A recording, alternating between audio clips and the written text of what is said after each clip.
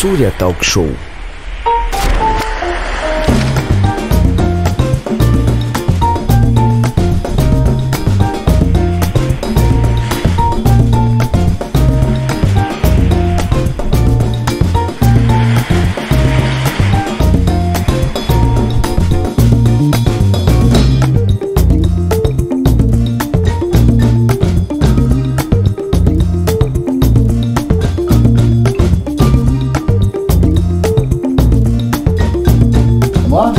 Marco já é aposentado já. Eu sou da magistratura, né? Magistratura. Mas eu continuo nativa como professor da UESC já há quase 20 anos, né? Apresentar o sul. E também advogando. Estou hoje advogando também. E sou estudante também. Estou fazendo doutorado em Direito pela Universidade Federal de Santa Catarina. É aquela coisa, eu não me considero velho, eu me considero idoso, né? Diz que velhice é desinteresse por ideias novas. Então estou procurando sempre aprender alguma coisa.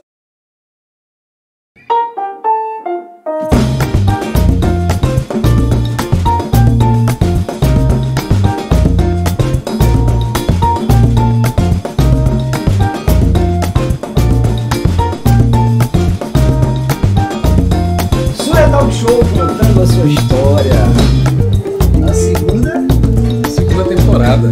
Estamos aqui hoje, né, com o Dr. Marcos Bandeira, esse homem que tem um legado e uma história dentro de Itabuna. Com certeza. Ser juiz nas relações, na família, ou melhor, o que representa ser juiz da própria vida? Olha, essa é uma pergunta difícil de responder. Eu acho que o ser humano vive de sonhos. Eu, na verdade,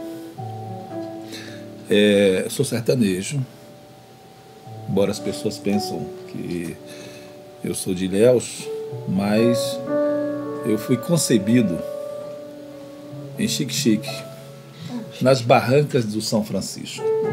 Mas acabei nascendo em Bom Jesus da Lapa, porque meu avô, à época, tinha uma certa condição e queria que o primogênito nascesse no melhor hospital da região, e eu acabei nascendo no Hospital Carmela Dutra, em Bom Jesus da Lapa. Mas, depois do resguardo, voltei para Xique-Xique, onde eu tive uma infância maravilhosa. Onde é que fica Xique-Xique ali?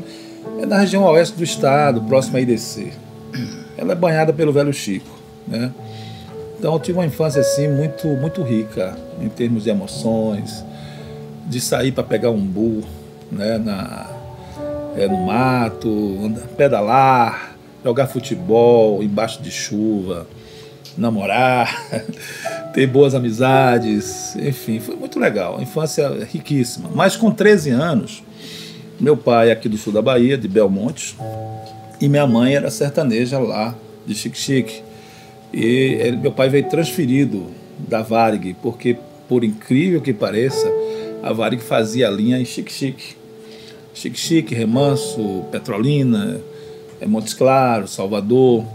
E meu pai veio transferido para Ilhéus. Eu cheguei aqui com 13 anos. E a função dele qual era? Ele era radiotelegrafista da Varig. E minha mãe professora. Sim, né? Sim. E aí chegamos no Pontal, né, 14 anos, e eu comecei a ter esse contato com o mar, né? Então, assim, eu me sinto privilegiado porque eu conheço como poucos o luar do sertão e conheço um pouquinho os mistérios do mar, né? E ali eu nasci, eu cresci em Ilhéus ali, nas praias do Pontal, jogando cacareco ali na frente, né, jogando futebol, que é uma coisa que acabou fazendo parte da minha história de uma forma muito forte, né?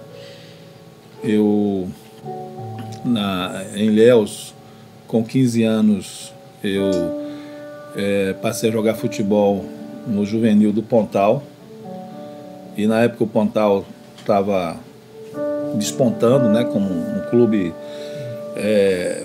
vencedor em toda a Bahia, do Interclubes. E ali... Mas já no profissional? Não, era um amador, mas Ilhéus era como se fosse profissional, porque sim. O principal em Ilhéus na época era o amador. Sérgio, e esse termo cacareco, Cacareco são aquelas traves pequenas que você coloca... Esse tipo de futebol com trave pequena, você sabia disso? Exatamente. Cacareco, Era coisa interessante, né? Então, cresci ali pegando siri, né? Ali no Rio de Engenho, no Pontal. E com 15, 16 anos, passei a jogar no Juvenil do Pontal, né? E aí também, com 17 anos, eu passei num concurso para ser recepcionista de turismo. Interessante que na época não havia exigência da idade mínima de 18 anos. Então comecei a trabalhar mesmo, concursado. Aliás, todos os meus cargos foram concursados, né? Trabalhei como recepcionista de turismo. Então, ali na Soares Lopes, em Ilhéus, tinha uma central de turismo. Ali a gente recebia os turistas e mostrava os pontos, né? Os pontos turísticos de Ilhéus. Ilhéus tem um patrimônio histórico espetacular, né? E aí continuei estudando, jogando futebol. E era o quê? Qual é a sua posição ali no futebol? No futebol eu inicialmente me revelei como ponta esquerda, né? Pelo Pontal. E aí eu fui artilheiro do campeonato do Pontal e campeão da cidade, né? Pelo Pontal. Aí, resultado, com 18 anos eu passei no vestibular da FESP, né? Que hoje é o ESC. E quando eu fui campeão e passei no vestibular, estava com 18 anos, o Colo-Colo, através do seu presidente, Rubens Guerra, famoso Guerrinha, me procurou, querendo saber o que é que eu gostaria de receber para assinar pelo Colo-Colo. O homem era bom então, meu amigo. Doutor Marcos, uma coisa. Eu vi que a sua infância, assim, né, lá no Agreste, né? No Sertão. Foi muito rica em experiências de brincadeiras, né? Que usa muito a nossa imaginação, que hoje não tem com nossos filhos hoje, né? E dentro dessas brincadeiras aí, qual a mais que o senhor praticava e gostava de estar ali com os amigos? Eu gostava muito de jogar futebol, gostava muito de andar de bicicleta, na pracinha da cidade, bater papo, conversar. Eu me recordo que tinha um amigo meu que o pai tinha uma sorveteria, né? E o sertão sempre foi muito quente. E a gente não tinha dinheiro. Então eu gostava de ir para a sorveteria para tomar sorvete de graça. Tem a praça principal, né? A sorveteria são os pontos, né? A cada conversazinha ele ia lá, trazia um sorvete. Isso lá em Bom Jesus da Lapa? Lá em Chique-Chique.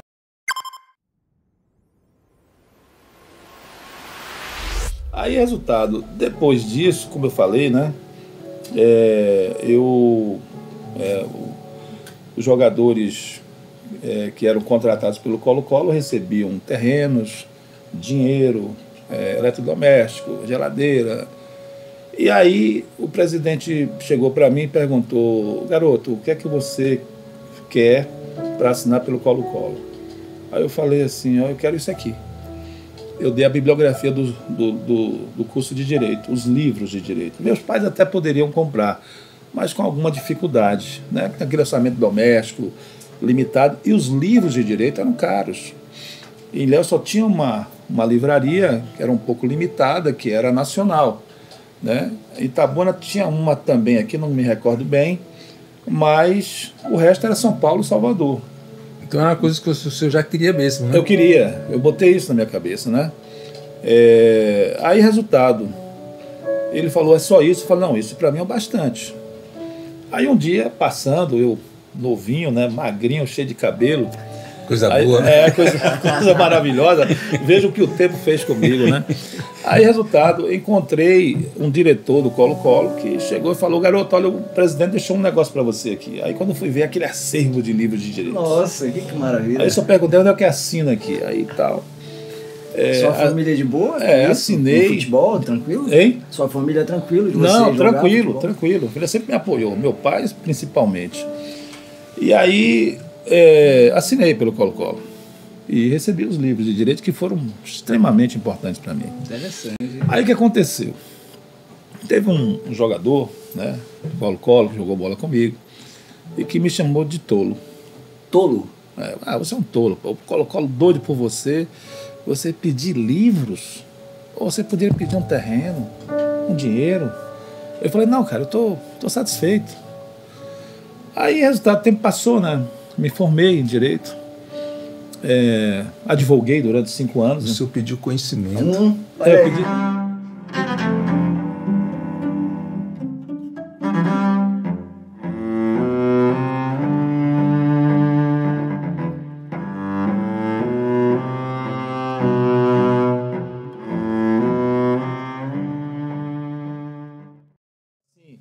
Aí, depois me formei, advoguei 5 anos em Ilhéus, aprendi muito como advogado. Acho que é importante que a pessoa hoje, para ser juiz, tem que primeiro advogar, tem que conhecer o outro lado. Eu conheci esse outro lado.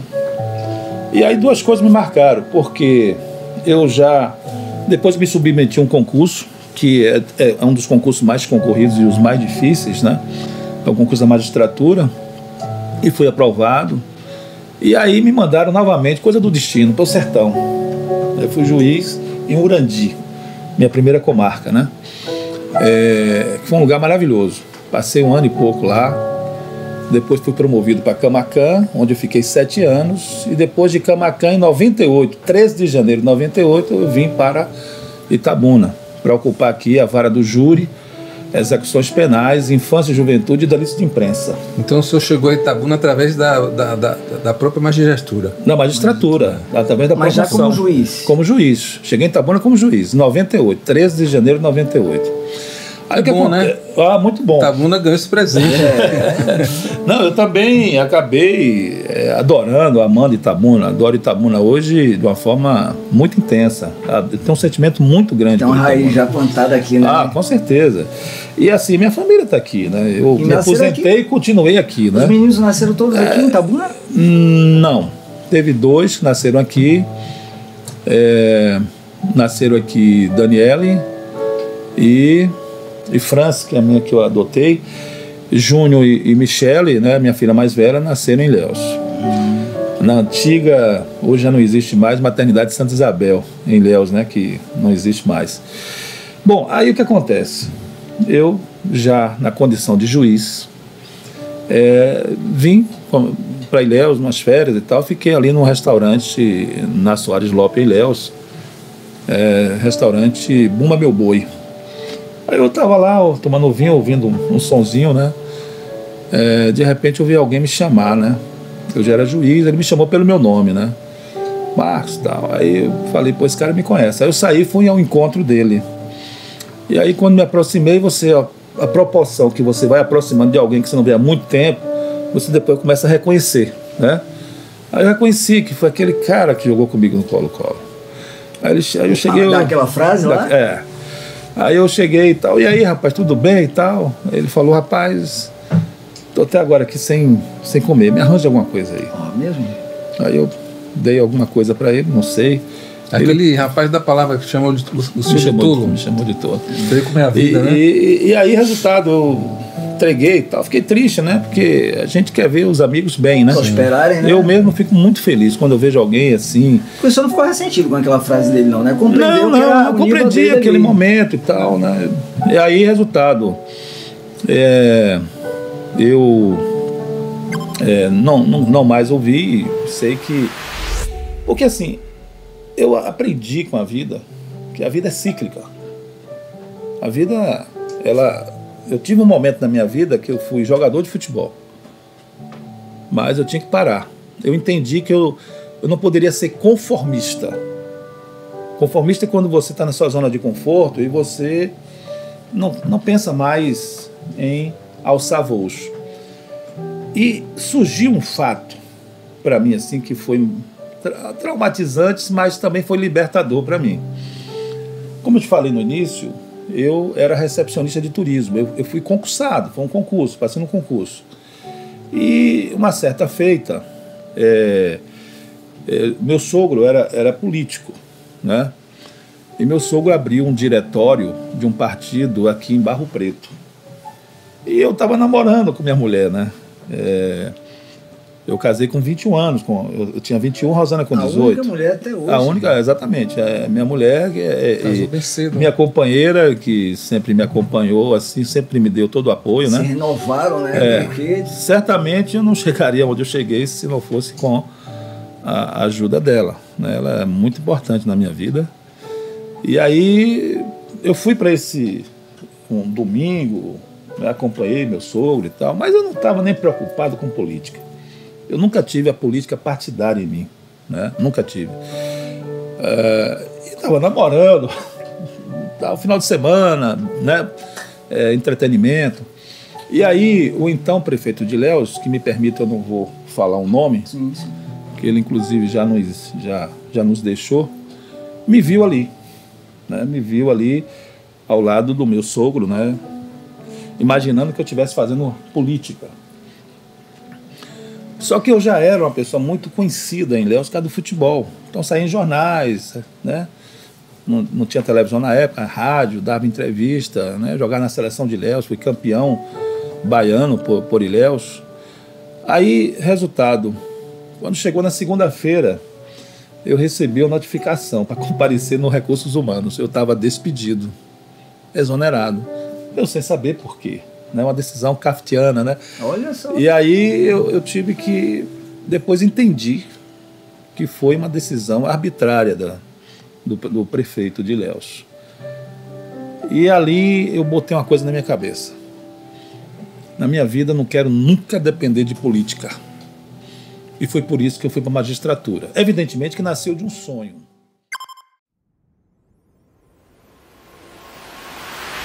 Num determinado ponto ali, você diz, não, eu vou até aqui com futebol, mas o meu objetivo, minha meta agora é essa. Ou o que é que foi ali? Você frustrou com o futebol? O que é que foi? Essa pergunta é muito importante.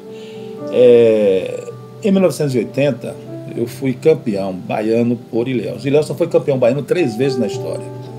Em 66, na época de Americano, essa Americano, turma... cara. Americano. Que não tocava violão, né? Aí essa turma boa que marcou o esporte de Ilhéus, né? Catroca, Wilson Longo, pessoal que fez história. Aí depois de 66, Ilhéus foi campeão em 80 comigo. Eu já não era ponta esquerda, eu era meia esquerda, eu era o 10 de Ilhéus. Esse cara joga, Sérgio, eu vi ele jogando já agora numa idade de coisa de 15 anos atrás, ele é bom, rapaz, lá na frente, pá. Aí o que acontece? Eu fui campeão contra o senhor do Bonfim, cujo o meia-direita era Bobô. Eu fui campeão contra Bobô. Mas ele era novinho nessa... Nós éramos na mesma faixa etária. Na época que eu fui campeão, eu devia ter o quê? 19 a 20 anos. Ele também está nessa faixa etária. E fomos campeões lá em Senhor do Bonfim. Foi uma festa maravilhosa. Me marcou profundamente isso. Chegamos em Ilhéus, parou aquelas fábricas, os funcionários pararam ali naquela fábrica ali, né, do Distrito Industrial para receber, a prefeitura nos recebeu, a população parou, foi assim, uma coisa espetacular. Interessante que depois de 80, Ilhéus voltou a ser campeão, mas já não comigo, com meu irmão Marcelo, que era goleiro também, e infelizmente faleceu, né, em 99. Aí o que acontece? Eu disputei mais uma final de um intermunicipal em Serrinha. Ali foi minha última, vamos dizer assim, passagem no futebol. Você no futebol e já como fazendo curso de Direito? Não, o curso de Direito eu não parei, né? Aí quando eu fui campeão baiano, eu fui convocado para a seleção baiana de júniores. Eu fui o único amador a ser convocado, porque normalmente são júniores dos profissionais, do Bahia, do Vitória, do Galícia, que tinha na época e tal. É interessante dizer que na época que eu fui convocado, o Bebeto jogava no Vitória. E Bebeto não foi convocado, porque era tido como um franzino, né?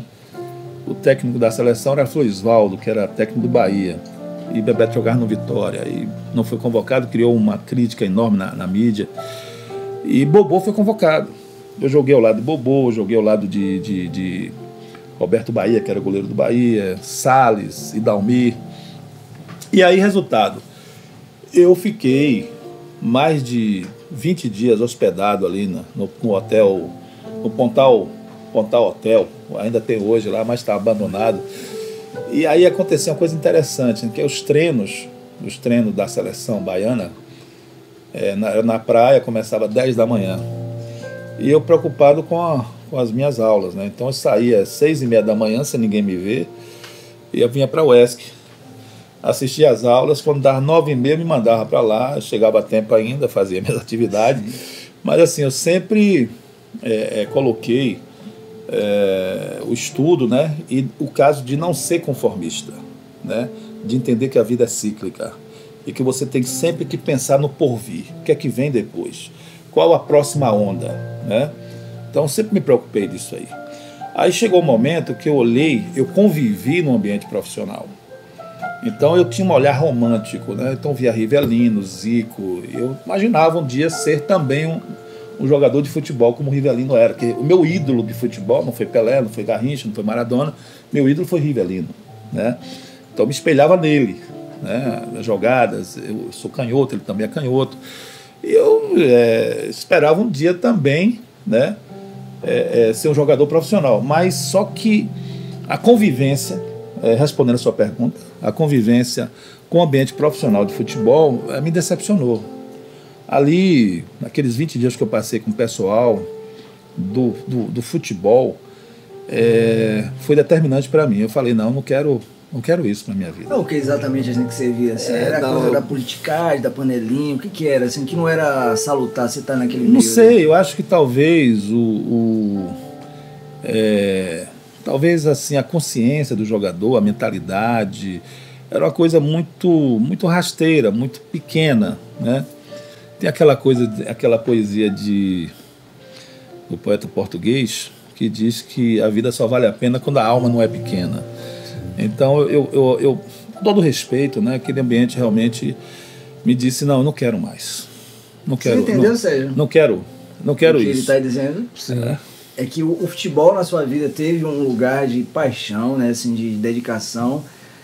Mas que você via assim que sua alma pedia mais, né? Eu quero mais, eu quero sabor. Quero alguma, né? Coisa. E não se arrepende disso. Não.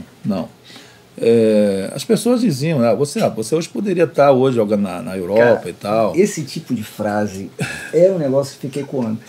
Toda vez que eu viajava, as pessoas diziam para mim. Às vezes eu tinha a sensação que as pessoas desejavam mais do que eu, que as coisas dessem certo na música. Sim. Musa, você foi pro Rio, por que não aconteceu naquela gravadora, porque isso, aquilo, outro. Você sente um certo peso, você não sentia isso também não, da pessoa ficar cobrando. Você é um jogador tão fantástico, como é que você não aconteceu? Olha, eu já pensei nisso e tal, mas eu acho que eu tomei as decisões corretas, né? Tenho assim, plena convicção, né, que eu cheguei aonde eu queria chegar, né? Interessante que depois dessa passagem no futebol, com 24 anos, eu deixei o futebol. Deixei o futebol assim, pensando em termos profissionais, né? Mas nunca deixei de jogar futebol. Sempre bate nunca babinha. Deixei de bater o babinha e tal. Aí, resultado, como eu falei, né? Eu advoguei e veio a magistratura, né? E como eu disse, tudo vem de um sonho. Uma certa feita, eu era garoto em Ilhéus e vi um movimento no fórum, um movimento de muita gente e as pessoas se espremendo para entrar e tal. Eu consegui chegar nos primeiros bancos da frente e percebi depois que era um júri. Então tinha lá o juiz, cabelos brancos, comandando, promotor, o advogado, eles discutindo assim com um vocabulário bem elaborado, assim, a coisa até bonita de se ouvir, né? Aquela discussão de alto nível, né? Aí, mas assim, as pessoas olhavam mais para o advogado, para o promotor, mas eu ficava olhando para aquele senhor de cabelos brancos ali e eu dizia, eu quero ser ele amanhã, eu quero ser juiz. E aí veio, né, essa oportunidade. Mas o que é que ele motivava a ter esse olhar para ele? Era uma questão assim da beleza do lugar, ou você percebia naquela pessoa ali alguém que tem uma importância nas decisões ali, né? Naquela minha pequena percepção aí no garoto e tal, eu achava que ali ele estava com poder de decisão. Sim. Ele estava decidindo coisas importantes. E eu queria alguma coisa nesse sentido. E aí eu casei com 21 anos, né? Minha mulher casou com 18, dois garotos. E eu trabalhei no Banco do Brasil. E no Banco do Brasil, eu entrei no Banco do Brasil como contínuo. Eu era contínuo no Banco do Brasil. O que é um contínuo? Você sabe o que é contínuo? Contínuo é aquele que serve o cafezinho. Sim, é aquele que bate o cheque, né? Eu usava uma calça azul, camisa comprida e tal. Mas assim, o Banco do Brasil era um excelente emprego. Então, antigamente dizia o seguinte, passe no Banco do Brasil, depois pense em outra coisa. Aí, com o tempo, eu fiz concurso interno e passei para o quadro administrativo do banco, né? O banco tinha o quadro administrativo, então eu já estava no quadro administrativo, né? Mas eu não queria ser comissionado no banco. Eu poderia ser. Até fui por algum tempo, porque eu já advogava. Então eu saía do Banco do Brasil e ia para o meu escritório. Como eu disse, advoguei 5 anos. E aí um dia chegou um advogado já maduro, eu novinho, eu estava com 27 anos, 28, chegou para mim e falou, Marcos, olha, o concurso de juiz foi prorrogado, por que você não faz? Eu não vou fazer porque minhas filhas já estão grandes e não tem como a gente ir para o interior agora, mas você é jovem, sua filha mais velha tem quantos anos? Aí eu me lembro que na época, Michele já devia ter 5 anos, né? O Júnior ainda tinha alguns meses e tal. Aí eu falava para ele, não, olha, quando fizer eu vou passar, mas talvez não seja agora. Quando ele saiu, eu fiquei sozinho, eu falei, por que não? Por que não? E aí, 2 dias depois, eu já estava em Salvador, com toda a documentação, e me inscrevi no concurso. E na vida da gente, Emerson, tem anjos. As pessoas não acreditam em anjos, mas... Com certeza. Tem que ter olhos para ver, né? Eu tive pessoas assim... Tem que ter olhos para ver, sentir, pra perceber, ver, né? exato, né?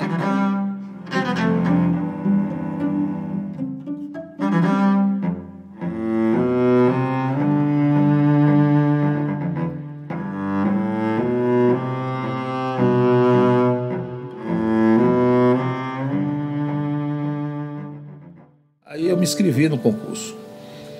E antes de passar no concurso do quadro administrativo, tinha um gerente no Banco do Brasil. Aliás, ele não era gerente. Ele ocupava um cargo assim de gerência, substituía o gerente de vez em quando. Chamava-se Haroldo.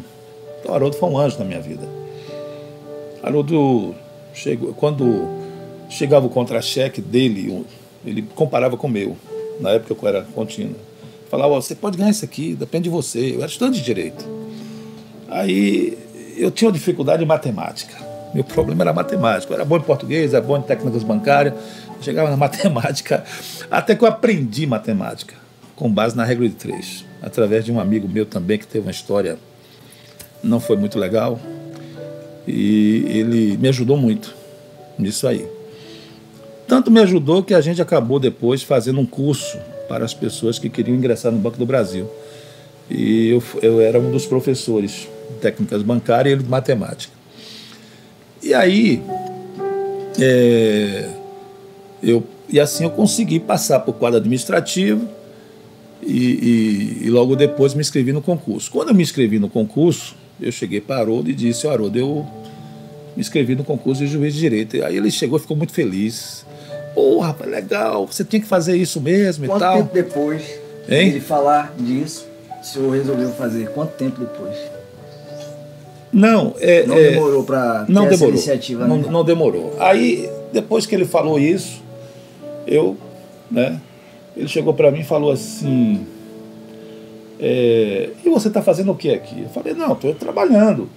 Ele falou, mas suas férias, porque minhas férias, ainda vou gozar minhas férias no final do ano. Eu me lembro que isso aí era mais ou menos abril, maio. Ele falou, não, olha, eu estou na gerência. Faça o requerimento que eu vou deferir agora. E agora faz o seguinte, feche o escritório e vá para casa estudar. E assim eu fiz. Fechei o escritório, botei Rosana na frente de casa, chegava às vezes o cliente, ó, ele não está aqui, procure outro advogado e tal. E eu ficava de manhã, de tarde e de noite estudando. Eu gosto sempre de estudar escrevendo. Então Isso é bom. Eu passava estudando escrevendo. Aí, a primeira vez que eu fui fazer no tribunal o concurso, tinha uma entrevista com o desembargador que era eliminatória. E como eu era bancário, tinha essa mania de sair com camisa assim, né? Apolo, né? Camisa polo e tal. Eu cheguei em Salvador assim, no tribunal. Aí estou lá aguardando a minha vez para ser entrevistado por um desembargador. Aí chegou um guarda do tribunal, chegou para mim e falou, o senhor vai ser entrevistado pelo desembargador? Eu falei assim, vou. Eu falei assim, o senhor não vai não. Só de paletó, terno e gravata. Eu falei, meu Deus, e agora? Eu tinha um tio que morava no Jardim, ali na Lauro de Freitas, ali, né? Vilas do Atlântico. Eu falei, se eu for lá e voltar, já terminou. E agora? Aí, de repente, eu vi, assim, um candidato com um terno bonito, rapaz. Sério? Aí você foi lá nele? Cheguei pra lá, aí me aproximei dele. Eu falei, colega, não me leva mal, mas você pode me prestar seu terno aí? Assim, seco? Nem explicou? Eu vim do interior agora, rapaz, e não trouxe o terno e tal. Aí ele chegou assim, muito educado. Ele chegou e disse, colega, eu vou ser entrevistado primeiro. Assim que eu for entrevistado, eu empresto o terno e tal. E interessante que naquela época eu gostava muito de ler, sempre gostei de ler. Sanitário. Aí quando eu desci do ônibus, peguei o Jornal à Tarde.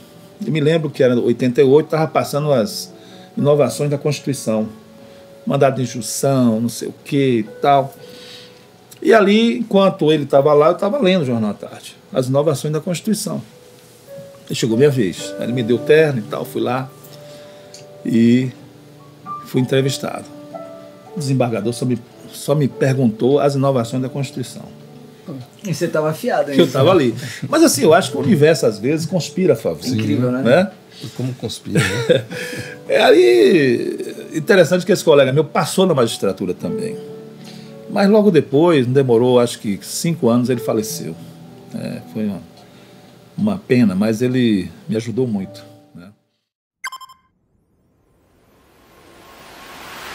Aí, resultado, veio a primeira prova escrita, né? Eu não conhecia a faculdade lá de Salvador, entrei pela porta do fundo da faculdade. Meu tio me levou lá e tal, entrei pela porta do fundo, sentei numa cadeira lá. Aí fiz a primeira prova, e como eu disse, eu estava estudando em casa, eu deixei tudo, advocacia só estudando. Mas só tinha um dia que eu não abria a mão, era a minha válvula de escape. Dia de terça-feira tinha um baba na bebê. O baba. E aí eu tinha que jogar futebol. Aí eu estou em casa, preparando material, né? Chuteira, meião. E de repente meu pai, que morava próximo de mim, chegou para mim e falou, Marcos, ligou alguém do Tribunal de Justiça informando que você passou na primeira prova. E aí disse lá a nota, não sei se foi 7,8 ou 8, alguma coisa assim. E que a segunda prova vai ser tal data, assim, você tem que entrar em contato, tem lá o... Aí, rapaz, aquilo ali para mim foi uma coisa assim que me deixou bastante alegre, bastante emocionado, né? Aí me mandei para beber. Peguei o carro para beber. Quando eu chego lá, quem eu encontro? Logo de primeira. Haroldo, o anjo.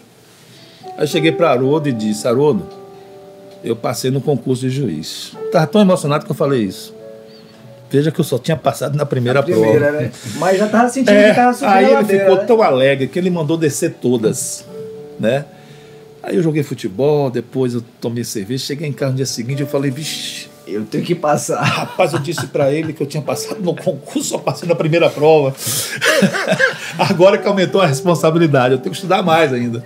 É isso na física quântica, né? O pessoal diz, você ali já plasmando algo no metal. Já pensando, você já estava usando isso. Né? E foi um ano todo de prova. Aí eu fiz a segunda prova, aí passei na segunda prova. Aí veio a terceira. E tinha uma pessoa, né, que Rosana sempre consultava. Falava, meu marido passou na segunda prova. Ela dizia assim, foi mesmo? Falava assim, poxa, mas olha, a terceira prova é complicado. Ele não vai passar, não. Aí veio a terceira prova. Aí eu passei. Aí veio a prova oral. Aí a prova oral. Quando eu chego no tribunal, que antigamente era assim, o ponto era escolhido na hora. Hoje não, você tem 24 horas para estudar o ponto. Lá você tem um sorteio lá, você tira e ali você é inquirido por 5 desembargadores. Aí quando eu cheguei lá, né, tinha muitos candidatos. Tem que estar preparado mesmo. Né? Tem que estar preparado. E tinha muitos candidatos. Tinha candidatos, por exemplo, de Pernambuco. Tinha um juiz de Pernambuco que fez comigo também.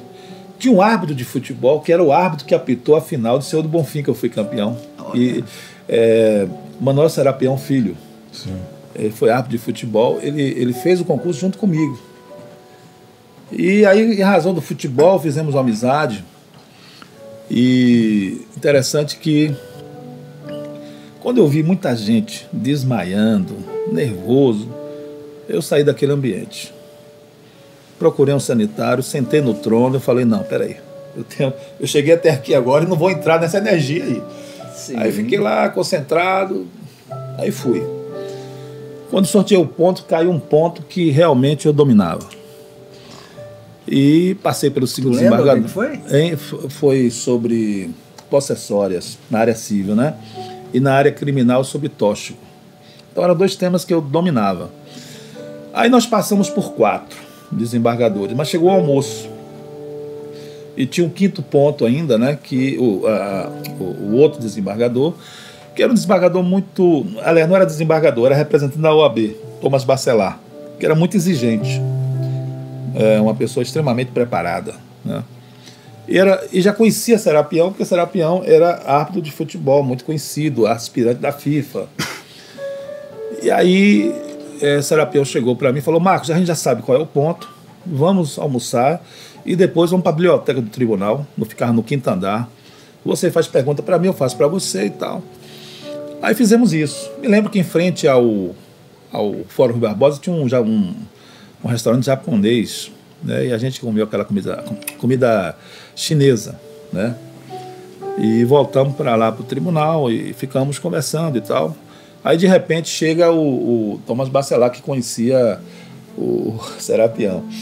Aí conversaram lá, depois o Serapião falou para mim, pode ficar ciente que ele não vai perguntar nada do ponto. Ele já viu a gente estudando aqui, não vai perguntar nada do ponto. Aí Serapião foi primeiro, passou por mim e disse, não falei a você, não vai perguntar nada do ponto. E realmente, ele começou a falar sobre tóxico na área internacional. E aí eu não estava dominando isso. Mas você vai levando. Recorreu o quê? A Todos os Santos para poder mas aí você acaba indo para... tirando uma de Rolando Lero, né? E fala, mestre, mas para conhecer isso aqui, você tem que conhecer isso. E aí eu sei que deu tudo certo, né? Eu fui aprovado, né, como magistrado na Bahia. É uma coisa que eu guardo com muita honra, né? Foi um sonho realizado, sacerdócio. E eu vejo a magistratura como uma oportunidade do magistrado ser instrumento de realização da justiça humana. E é isso que eu passo hoje para os meus alunos da UESC. Eu sempre digo o seguinte, olha, o direito não se resume à lei, a regras. O direito é muito mais do que isso. Direito é lei, direitos são princípios, direitos são postulados. Então, no dia que você tiver uma dúvida entre a lei e a justiça, seja justiça. Né? Procure ser humano, procure fazer justiça.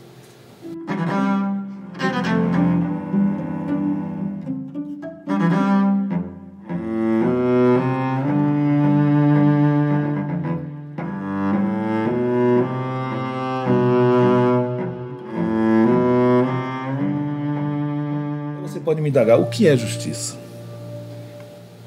Eu posso não saber definir. Aí a gente vai entrar pela questão filosófica aqui, fazer uma viagem. Mas tem coisas que a gente não sabe definir, mas a gente sente. Acho que esse é o ponto de apoio, né? É o ponto de apoio. A mesma coisa o amor. Você não sabe como definir o amor, né? Mas você sente.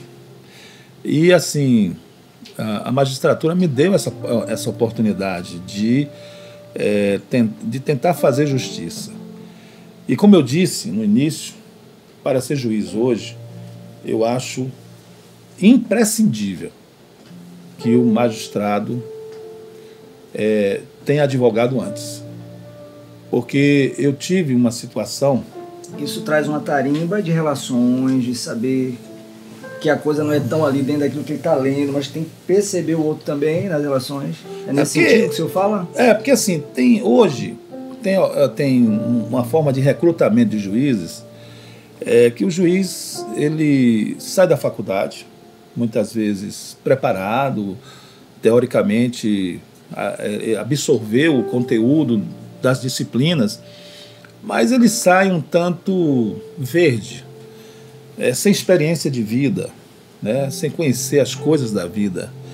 E aí muitas vezes a decisão pode não ser uma decisão justa, uma decisão que atenda às expectativas da pessoa que bate ao judiciário para procurar justiça.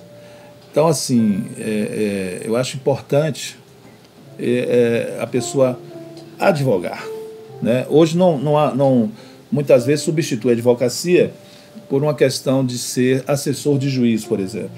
É o juiz leigo que fala? Não. Tem um cargo de assessoria que substitui a atividade de advocacia, né, para ser juiz. E outras atividades também. Sim. Mas assim, na advocacia eu aprendi muito na advocacia. O pouco que eu advoguei antes de ser juiz, 5 anos, né? Por exemplo, uma certa feita eu fui conversar com uma juíza em Ilhéus, eu era advogado, e era uma coisa urgente, uma arrumação de alimentos, a mãe estava precisando e tal. Aí quando eu bati na porta, como diz Carlos Drummond de Andrade, né, havia uma pedra, né? No caminho havia uma pedra, né? No caminho havia um policial. E aí eu falei, olha, eu preciso falar com a juíza. Ele disse, o senhor não pode falar. Ela não está falando com ninguém. Mas diga a ela que eu sou advogado, que eu preciso falar com ela. Aí o pobre do policial, com toda a boa vontade, foi lá, voltou cabisbaixo. Falou, infelizmente ela não vai poder lhe atender. Aí eu saí dali, sabe, assim, bastante abatido. E eu disse, um dia eu vou ser juiz, mas eu vou ser totalmente diferente. E eu fui. Quem advogou comigo, quem trabalhou comigo, sabe que a vara da infância, a vara do júri, as varas que eu trabalhei, a porta era aberta. Não só para o advogado. Muitas vezes, como eu fui jogador, eu tive muitos casos assim de jogadores que deixaram de jogar futebol, aqui de Itabuna principalmente, e que me procurava para um aconselhamento, para tentar um encaminhamento, né? Então aqui, por exemplo, teve muitos que passaram por mim. Me lembro de um, Reginaldo, que foi lateral esquerdo do Itabuna. O Negão, que jogava muito, né? Forte pra caramba. Exato. Ele, né? Reginaldo me procurou na época e ele estava com o problema porque ele jogou no Itabuna, o Itabuna não recolhia as contribuições previdenciárias. Aí ele chegou a uma certa idade sem amparo, sem a pensão, né? Aí ele me procurou, na época encaminhei, acho que foi para a Defensoria Pública, e eu sei que depois de muito tempo infelizmente a justiça é morosa, né? A gente tem que reconhecer isso. Ele recebeu a aposentadoria dele. Só que no dia que ele recebeu a aposentadoria, no dia seguinte ele perdeu a mulher. E logo depois, não durou alguns meses, ele veio a falecer. Então, assim, as pessoas me procuravam. E eu tinha um cuidado, às vezes, de falar com um oficial de justiça, dizia assim, ó, advogado aqui é por lei, não tem que ter obstáculo para falar comigo. A não ser que eu esteja numa conversa particular e tal, ele aguarda, mas eu vou atender. Marcos Bandeira, a Súria quer saber uma coisa do senhor. O que aqui? Eu também quero saber. É segredo? Diante dessa história toda aí de vida, dessa magistratura, o senhor como um homem da justiça, como é que você vê as injustiças sociais, as desigualdades que ocorrem no mundo hoje? Como é que você tem esse olhar para isso? Olha, eu tenho um olhar muito crítico em relação a isso, né? Porque o Brasil é um dos países mais desiguais, né? E a desigualdade ela acaba alimentando, né, a violência. Nós estamos vendo hoje situações assim de pobreza. Eu acho que houve alguma melhora, né? Alguns programas sociais que a gente viu aí pelo governo que talvez tenha minorado a situação. Mas ainda precisamos melhorar. Existem pessoas morrendo de fome ainda. Existem pessoas numa situação de extrema pobreza, né? Então, acho que o governo tem que ter políticas públicas. Não é esmola. O que falta para acabar a pobreza no mundo? O que o senhor acha? Eu acredito que falta mais sensibilidade, né? E racionalidade da gestão pública. Eu tive agora recentemente, no mês de junho, eu tive em Angola, na África, né? Fiquei lá uns 15 dias. E Angola tem muita coisa parecida com o Brasil. Os contrastes. Você tem uma sociedade rica, condomínios de luxo, e você tem uma parte extremamente pobre. Mais até do que no Brasil. E no Brasil você vê o pobre ainda tem uma televisão, tem um negócio, tem aquela Minha Casa Minha Vida, tem um Bolsa Família que de qualquer forma ajuda, né, a pessoa a ter um mínimo de dignidade. Mas lá o que eu vi foram pessoas assim de extrema pobreza nas ruas pedindo esmola, como a gente tem no Brasil. Mas eu acho até que no Brasil, né, ultimamente melhorou muito em termos assim de... Antigamente você tinha muita gente nas ruas pedindo. Hoje eu já acho que já diminuiu um pouco. Mas a gente precisa, na verdade, diminuir a desigualdade social. Sim. Aí você pergunta qual o caminho? O caminho é as políticas públicas, implementação de políticas públicas, entendeu? Só que temos que ter governos que tenham sensibilidade para isso. Mais humanitários, né? Mais humanitário, né? A gente precisa ser mais humano, né? Se colocar no lugar do outro, entender a necessidade como algo assim de uma missão, né? Porque tem gente que acha que está ali na máquina pública e que pode fazer a seu bel prazer e não tem esse olhar de sensibilidade. Eu fiz uma pergunta ao senhor no começo, lembra? Lembro. Como é que é ser juiz na vida, na família e para si mesmo, né? Talvez essas pessoas não tenham esse tribunal da consciência ali tão aguçado, porque ser juiz para si, você vai ter que confrontar essas atitudes. E como é que o senhor vê tudo isso, sendo uma pessoa que ama o direito, né? Como é que é lidar com isso? Com essas relações de pessoas que estão no poder, mas não tem essa sensibilidade de olhar para a coisa pública, né? Sim. Com o devido respeito. Hoje o que a gente percebe, às vezes, é assim, grandes empresários começam a ganhar dinheiro e logo pensa na política. E muitas vezes esse casamento não dá certo. Por quê? As pessoas às vezes não conhecem o que é administração pública. Não conhecem os princípios da administração pública, de uma gestão. Por exemplo, o princípio da legalidade. E principalmente o princípio da impessoalidade e da moralidade pública.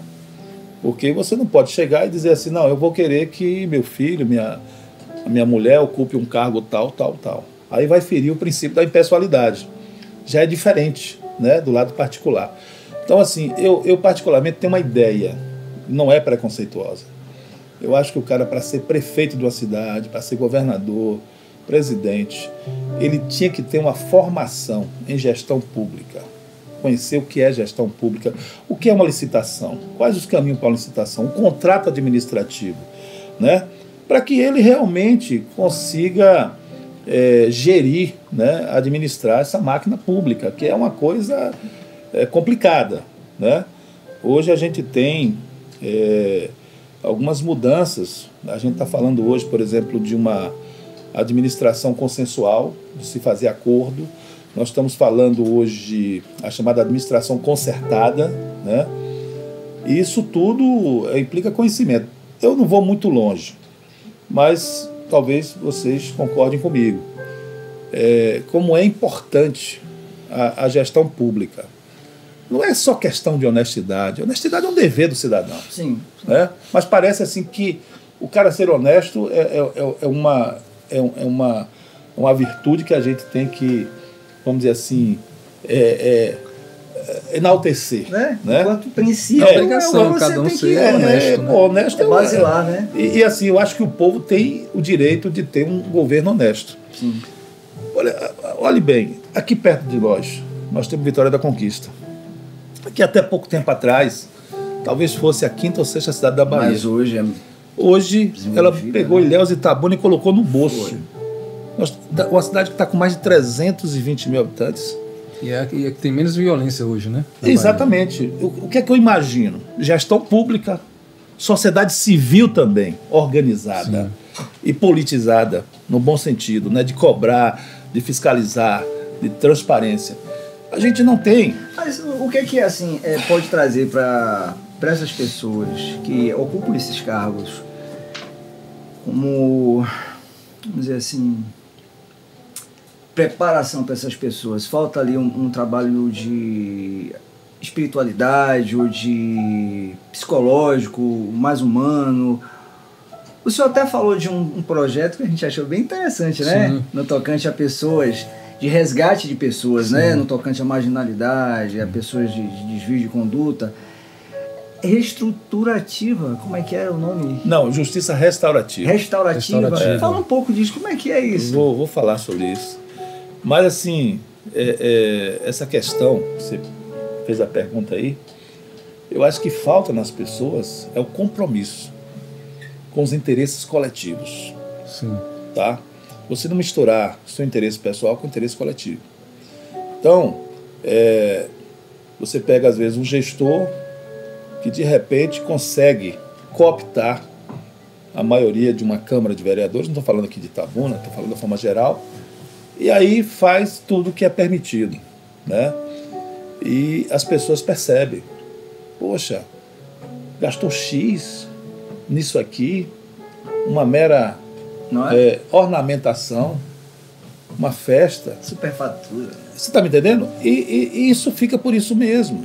Porque quem deveria cobrar era a Câmara de Vereadores. Aí eu acho que a sociedade civil organizada deveria ter uma instância de fiscalização.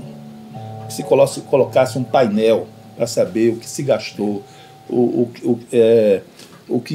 qual foi a receita, qual foi a despesa, e por que essa empresa ganhou essa licitação, quais foram os critérios, para assim mostrar a cara daquela prefeitura e tal. Eu acho que falta isso. E quem seria esse interlocutor? Entre, veja, a sociedade e a Câmara, né? Quem é esse interlocutor? Quem é que pode intermediar isso aí? Quem é essa voz que teria força para chegar aí? Eu acho que poderia ser uma espécie de uma ONG. Poderia ser uma fundação, né, com essa finalidade, e que pudesse trabalhar com os órgãos que efetivamente podem tomar medidas coercitivas, né, como o Ministério Público, Tribunal de Contas, entendeu? Então, seria um grande interlocutor. aí talvez, né, os gestores pudessem evitar algum tipo de conduta, né, que vai de encontro aos interesses coletivos, né? A lei de improbidade administrativa já foi um grande avanço. Sim. Foi um grande avanço, mas eu acho, como também a lei eleitoral. Então, assim, eu tenho uma posição em relação...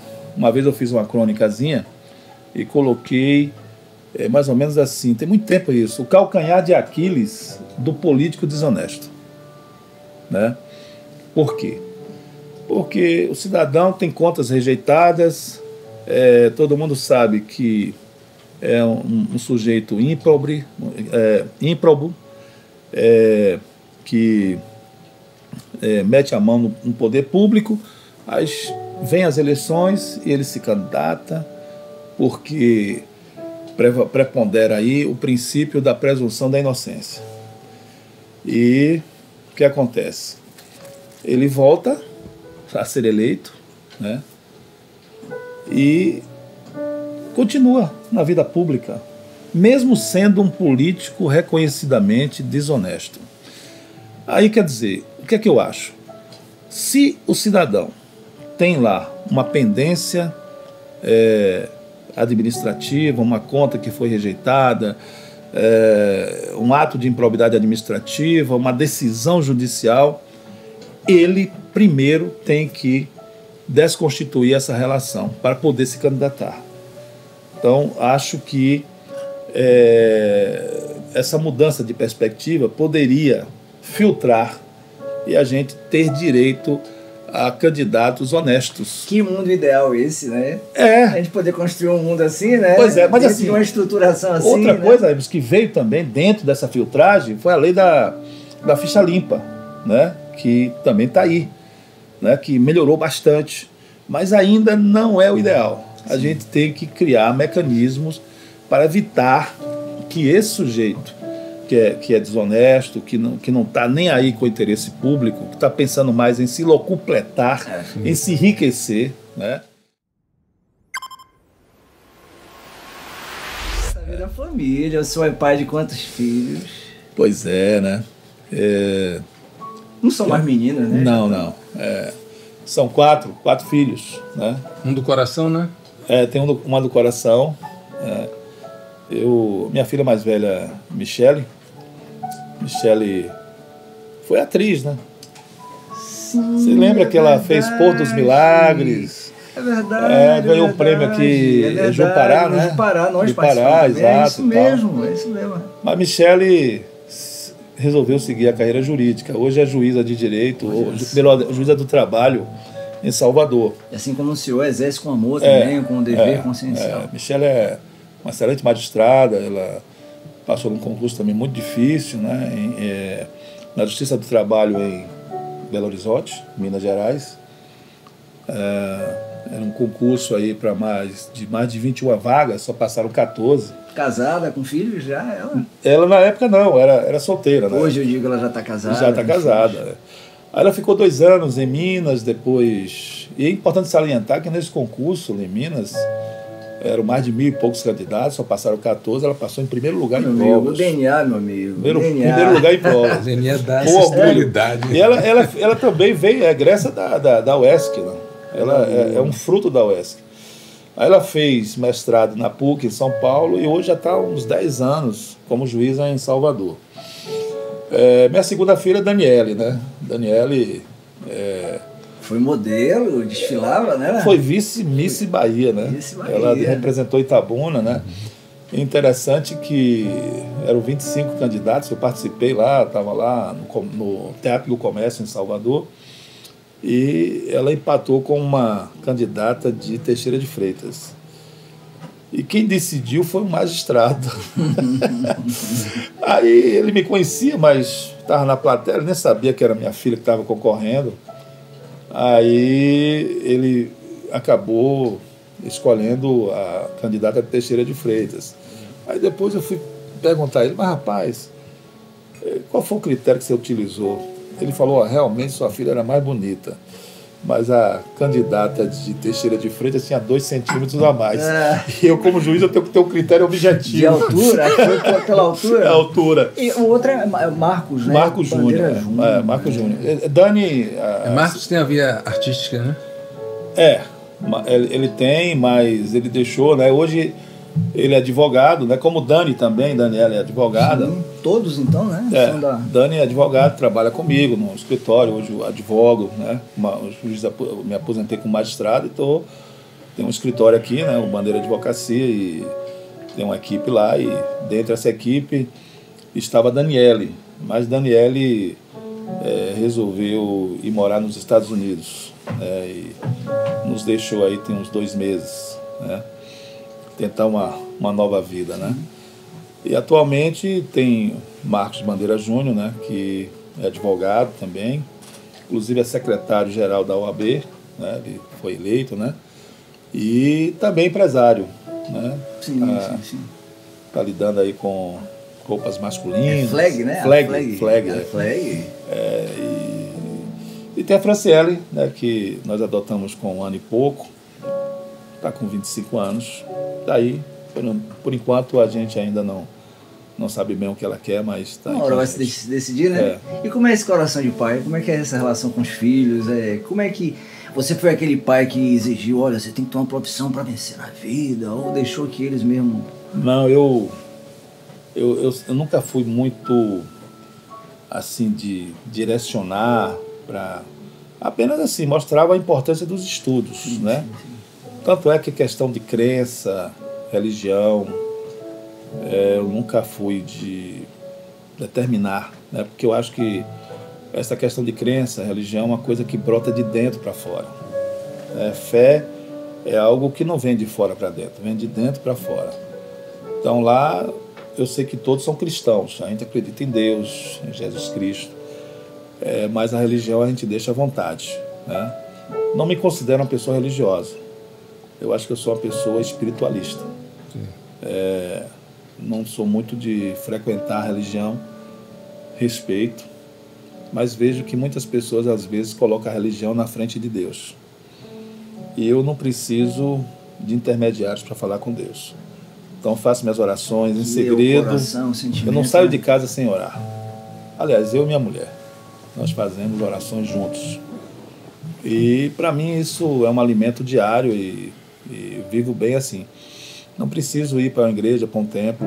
Posso até ir, mas não com aquela obrigação, né? E assim, meus filhos, a gente tem uma convivência muito legal, né? Cada um segue, por coincidência, seguir a minha carreira. Mas para dizer que não falei das flores, Michele, quando foi fazer o vestibular, ela chegou para mim e falou: meu pai, eu acho que eu vou fazer arte cênica. Eu falei: minha filha, maravilha, você já viu o mercado de trabalho e tal, o importante é você ter uma profissão e depois você ter a certeza que vai exercer aquela profissão. Aí ela foi falar com Rosana, minha esposa, né, que já tem uma linha menos democrática, mais ligada aí a Benito Mussolini, a coisa mais... Aí quando conversou com ela, falou assim: minha filha, é o quê? Você é parente de Roberto Marinho, minha filha? Faça teatro aqui dentro de casa, né? Pra mim. Você não vai fazer arte cênica agora, não. Você pode fazer depois, agora você vai fazer direito. Aí foi uma imposição, mas não foi minha, foi dela. Aí, resultado, talvez até a linha dela tenha sido a mais certa, porque Michele, depois que fez direito, ela, com cerca de uns 6 meses, ela estava fazendo direito, ela ligou para mim: ô, meu pai, descobri uma coisa, eu amo direito. Então, Rosana foi acertada, apesar de uma linha mais autoritária, né? E Michele se encontrou no direito, né? Agora ela está me dizendo que quando ela estiver próxima de se aposentar, ela vai voltar para a arte. E o senhor tem alguma inclinação para arte? Tocou algum instrumento ou tem alguma coisa assim que fez nesse percurso aí? Jogou futebol, quem já sabe, né? Agora tocava, cantava... Eu adoro música, né? Mas não tenho nenhuma habilidade a não ser cantar no Karaokê? Karaokê.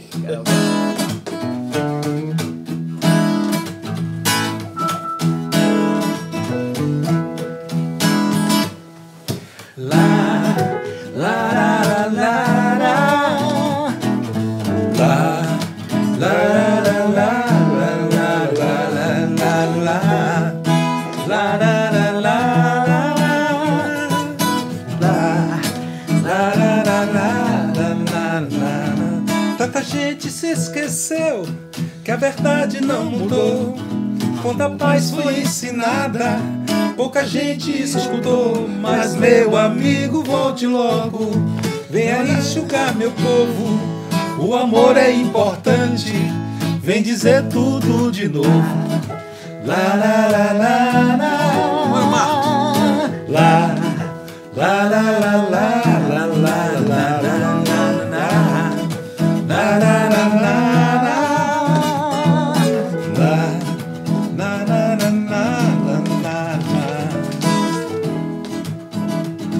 Tanta gente se esqueceu que o amor só traz o bem, que a covardia é surda e só ouve o que convém. Mas meu amigo, volte logo, venha ensinar seu povo.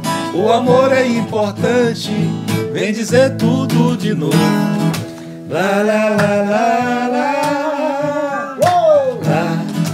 Lá, lá, lá, lá, lá, lá, lá. Tem a ver com o que a gente estava falando, né? Lá, lá, lá, lá, Que a gente possa ter uma humanidade mais justa.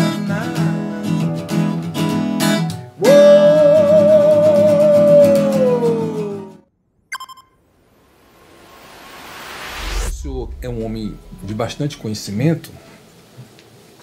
O que o senhor acha dessa frase, conhece a ti mesmo? Antiga, né? É a questão do autoconhecimento, Isso. né? E que é fundamental. Você se autoconhecer, né? Conhecer seus pontos fracos, pontos fortes, suas potencialidades, seus medos, né? Eu acho isso fundamental. Até para você conhecer o seu papel, o propósito, por que você está aqui, né? Quem eu sou, né? Quem eu sou, de onde eu vim, para onde eu vou. Então essas perguntas são norteadoras, né? E evidentemente para você buscar esse caminho aí, você tem que primeiro ter o autoconhecimento, né? E assim, eu acho que o homem, a proporção que ele vai envelhecendo, ele vai amadurecendo também espiritualmente, né? Você saber que a vida aqui é efêmera, né? É um sopro, e que todos nós temos uma missão, e que o importante é você procurar a felicidade. Inclusive hoje existe algumas universidades que dão curso de felicidade. Na Espanha já tem. Então assim, eu gosto muito de um verso de Mário de Andrade.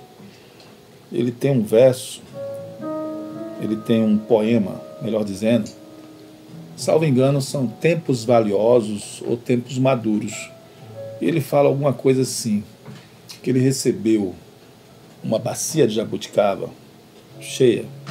As primeiras ele comeu displicentemente, mas depois, percebendo que estão acabando aquelas jabuticabas, ele começou a roer até o caroço.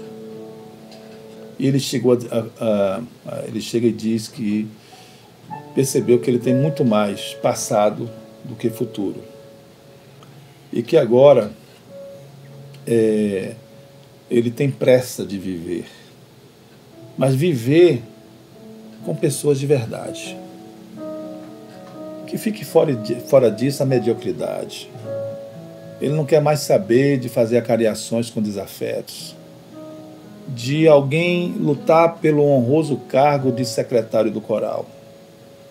Mas ele quer viver com pessoas de verdade, pessoas que riem dos seus próprios tropeços, pessoas que sejam simplesmente seres humanos. Então, eu tenho pressa de viver bem, né? Eu quero viver com qualidade, com pessoas de verdade. Como é que o senhor define prosperidade? O que é prosperidade? O que é que define prosperidade? Eu acho assim, quando a gente fala em prosperidade, a gente fala em riqueza, a gente fala em dinheiro, mas eu penso, a minha definição é um pouco diferente. Não acho que o dinheiro seja um fim em si mesmo, mas é importante, é um meio para você conseguir as coisas que possam te fazer feliz. Então, assim, olha, eu tenho vontade de estar agora em Paris, mas para estar em Paris eu preciso ter dinheiro. Então, eu vou trabalhar para conseguir esse dinheiro e ir para Paris. Mas, assim, eu acho que o dinheiro, a prosperidade, não é um fim em si mesmo. Ela é um meio para você conseguir, né, as coisas que possam te fazer feliz. Uma certa feita eu vi um filme, uma frase me marcou, porque eu gosto de filmes reflexivos. Sim, não gosto de filmes violentos, nada disso. Eu gosto de filmes reflexivos. Até um filme dramático, às vezes, traz lições extraordinárias para a sua vida. Sim. E eu aprendi uma vez com um grande escritor e pensador que morreu recentemente, Domenico De Masi. Ele é o autor do Ócio Criativo. E fizeram a pergunta a ele. O que o trabalho faz alguém feliz? O que é que faz uma pessoa verdadeiramente feliz? Ele falou, olha, o trabalho é importante. Você bota o pão em casa, você se sente útil, você coloca em prática as suas habilidades, mas o que faz uma pessoa feliz é o que ela faz criativamente do seu tempo livre. Então, você lê um bom livro, você de repente elaborar uma tese, você ouvir uma música como a de Roberto Carlos, você fazer amor com a pessoa que você ama, você estar com seus amigos, que também é uma joia. Então é um estado de ser? Um estado de ser. E assim, eu dou muito valor aos meus amigos. Eu tenho um grupo aqui de amigos de infância, de Chique-Chique. Coisa boa. De amigos de infância de Ilhéus. Eu tenho um grupo, eu preservo isso, porque isso, amizade é uma joia, né? É uma coisa fantástica. Porque no fim da vida, muitas vezes, talvez os amigos é que vão estar com você para ouvir as histórias as pedras do passado, né? Então, eu dou muito valor a isso, essa questão da amizade, da família. Eu sou uma pessoa muito família. Ele quer te presentear, ó. Então, os amigos são irmãos que a vida traz pra gente, né? Exatamente. É isso mesmo. É isso Como aí. o senhor gosta de uma leitura, eu trouxe aqui um livro. Ele citou vários aí, né? Atitude Mental, de Napoleon Hill. Que bom. Já ouviu falar de Napoleon Hill? Já. Então, ele nos ensina a ter uma atitude mental sempre positiva, inclusive de gratidão, né? Que as pessoas só vivem... Só fica pedindo a Deus, pedindo. Vão agradecer. Reconhecer o que já tem, né, amigo Sérgio? Então, aqui a Súria está ali trazendo aqui essa obra-prima, né, com mais de 120 milhões de cópias vendidas. Que o senhor se delicie com essa publicação. Né? Ah, que maravilha. Que maravilha. Pode ter certeza que vou ler com toda... Olha assim, tem a camisa aqui da Súria Talk Show, é um presente simbólico aqui, ó. Da que legal. Presentes. A caneca também, ó. São duas canecas aí, ó, personalizadas. Pô, tinha que ter feito uma pra Rosana, viu? Tem que providenciar. Aqui. Tá bom, tá com o meu nome aqui já. Sim, que maravilha. Que bom. Marcos, eu quero saber o seguinte. Maravilha. Ter paz na vida é algo assim que a gente pode considerar como um valor? Sim. Inclusive, eu até não falei da passagem do filme, Acabei falando Domênico de Massa e não. Tem um filme até não é muito interessante, mas tem um trechozinho que me chamou a atenção. Uma jovem, uma mulher, saiu dos Estados Unidos e foi morar na França, foi trabalhar na França. E ela chegou na empresa assim, com muitas ideias, inovações e tal, mas ela percebeu que os trabalhadores franceses não estavam nem aí para ela. E começaram, inclusive, a tratá-la de uma forma preconceituosa, entendeu? Não falava com ela, aquela coisa e tal. E ela tinha essa coisa, né, de querer se entregar ao trabalho. Aí, depois de alguns meses nesse escritório, ela saiu assim para fazer um lanche em Paris ali, né, naqueles cafés ali, e coincidentemente apareceu um desses colegas dela franceses, né? Aí viu, assim que a avistou, sentou ao lado e começaram a conversar e tal. Aí falou assim: olha, a gente não tem nada contra você, mas vocês americanos, vocês vivem para o trabalho e nós trabalhamos para sermos felizes. A diferença então é essa, você né? vê a perspectiva, né? É diferente. Eu acho que nós estamos aqui para sermos felizes. E a felicidade necessariamente não tem a ver com prosperidade. No sentido que material. Material, né? Mas de ser, o senhor acha que engloba? Eu acho que sim. Eu acho que as pessoas têm que procurar de alguma forma ser próspera no sentido de ter os meios necessários para obter um padrão de vida que lhe dê dignidade. Sim. Entende? Mas a questão material não é o fim em si mesmo. Você tem que procurar outros valores espirituais, a paz, né? A paz é muito importante.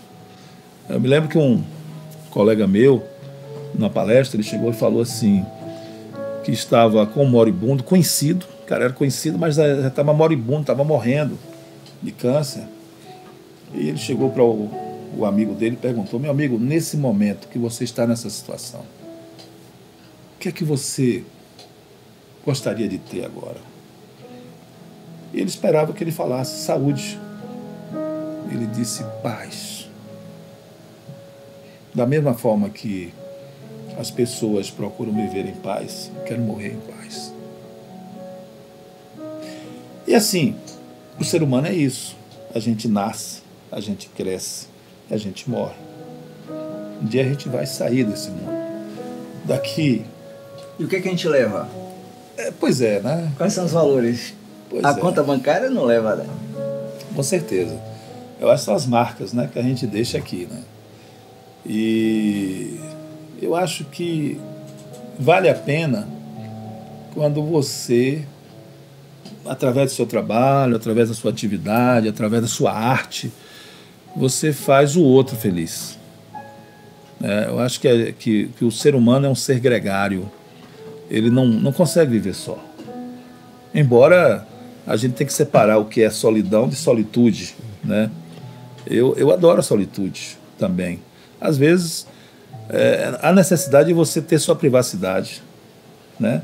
De você até se autoconhecer. Né? É um estado criativo. É, né? Criativo. E eu curto bem essa questão. Conversar consigo mesmo, né? Se recolher. Exato, né? Exatamente. E assim, você semear esses valores, né? Da paz, viver em paz. Até mesmo na hora de você ter um problema que você vai discutir com um familiar, com um amigo, você usar uma linguagem que não seja uma linguagem violenta, né? Depois não arrepender da flecha que atira, né? Entendeu? Então, acho que isso aí, de alguma forma, contribui para que a gente possa alcançar, né, aquilo que a gente chama de felicidade.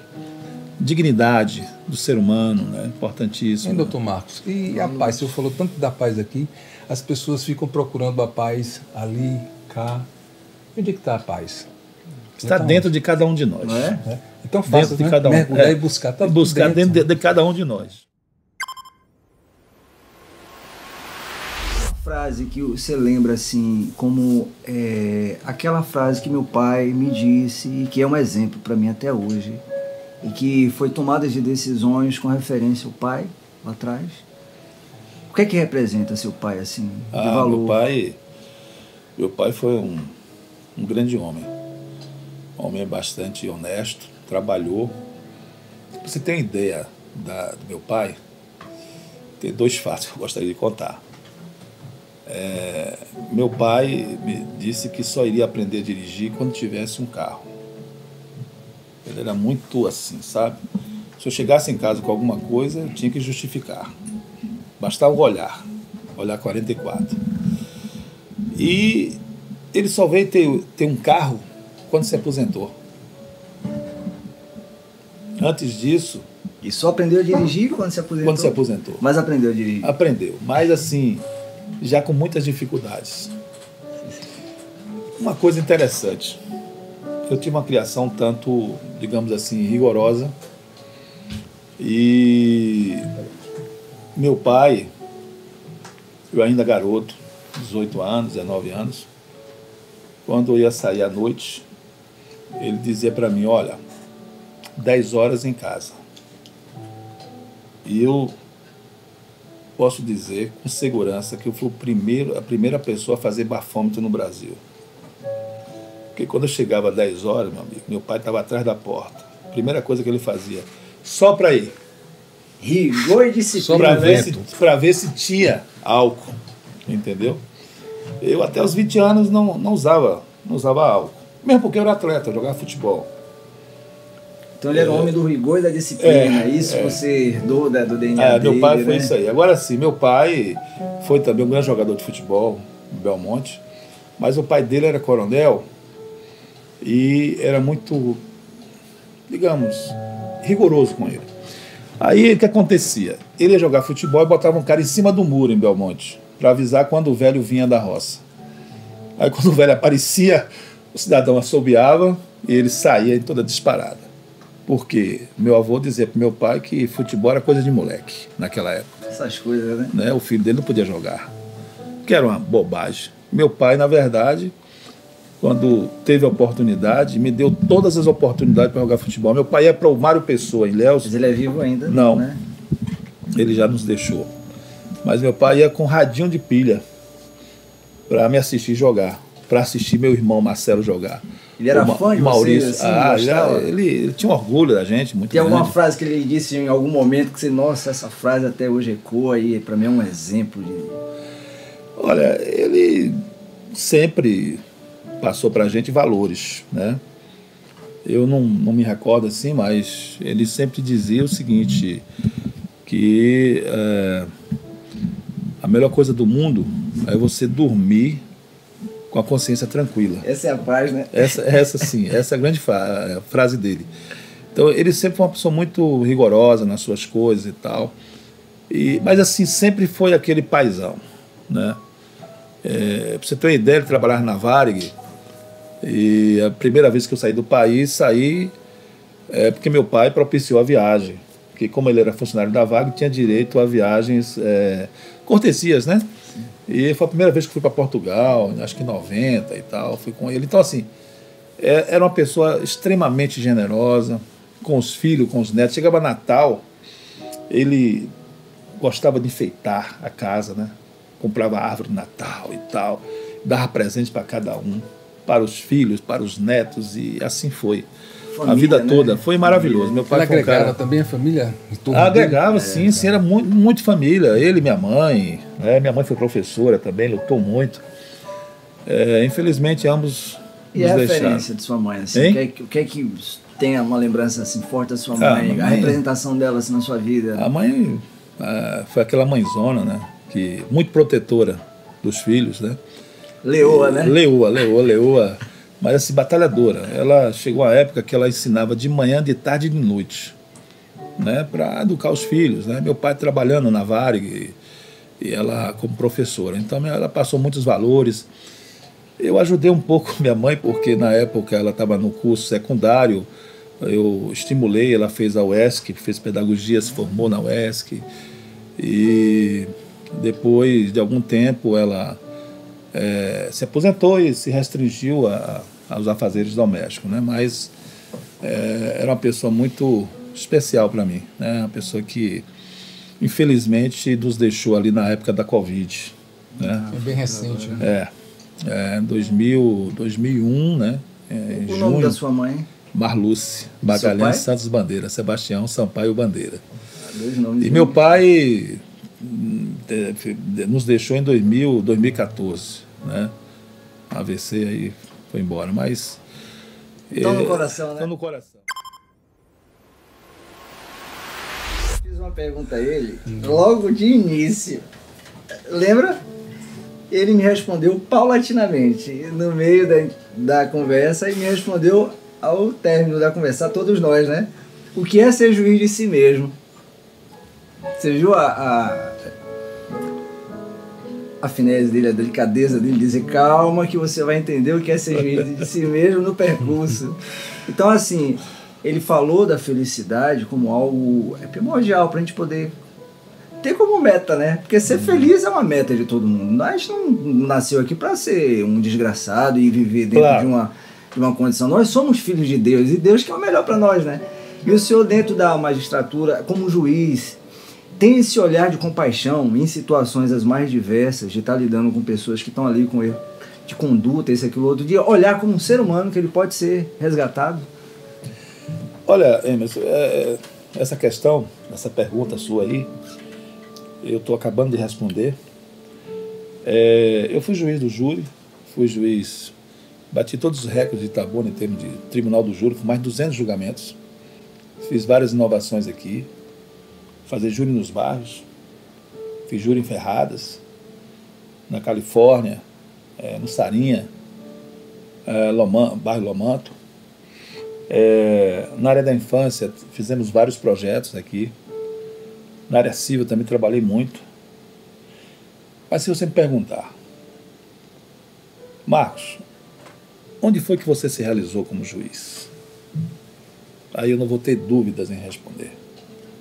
Foi como juiz da infância, onde eu vi os melhores resultados.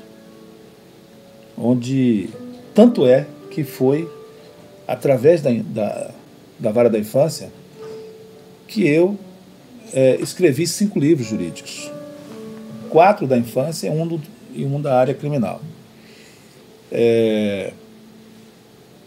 Eu tenho umas 2 histórias, né, que aquilo que eu falei do juiz procurar ser instrumento de realização da justiça humana. Quando eu era juiz em Itabuna, eu normalmente fazia as audiências envolvendo interesses de crianças vítimas de violência, abandonadas e tal, no SOS Canto da Criança, que ficava no bairro da Califórnia. Eu acho que você conheceu. Sim, sim. Aí, a gente ia para lá, chegava às 9 horas, saía às vezes à noite, e ali ia o juiz, promotor, defensor público, servidores, para estudar a situação de cada mulher. Porque quem trabalha na vara da infância, seja juiz, seja promotor, defensor, tem que trabalhar com o tempo. O tempo da criança e do adolescente não é o mesmo do adulto. Nesse sentido, o tempo de compreensão, de memória, e de decisão. De estrutura da pessoa. Tem que decidir rápido. Sim, nesse sentido. Porque assim, a infância, você tem ali até os 12 anos. A adolescência de 12 até 18 anos. Então a adolescência, principalmente, ela passa na vida de uma pessoa como um relâmpago. Mas é uma das fases mais importantes do ser humano. Você fala nesse sentido, de resolver ali para que se crie uma condição de um ser humano melhor. Exato. Nessa Porque fase. assim, quando uma criança entra num abrigo, o juiz tem várias opções. Primeiro, verificar se há a possibilidade dela ser reintegrada no núcleo familiar de onde foi retirada. Se não for possível, colocar ela na família extensiva. E no final, se não der certo, destituir os pais biológicos do poder familiar e colocar essa criança para adoção. Então é isso que a gente resolvia lá no orfanato. Ou volta para a família de origem, digamos, a falta do pai não foi tão grave assim, tem condições de restabelecer os laços, ou então essa criança vai para adoção. E eu aprendi com um juiz fluminense lá do Rio de Janeiro, Alírio Cavalieri, foi um dos grandes juízes da área da infância do Brasil. E eu tive o privilégio de privar da amizade dele. Participei de vários eventos. Ele me convidou como palestrante no Rio de Janeiro. Algumas vezes eu participei, até de colóquios internacionais. Ele me disse uma coisa: Marcos, nunca se esqueça que debaixo de um papel tem uma vida humana. Nunca se esqueça disso. E assim eu procurei me pautar, né, como magistrado.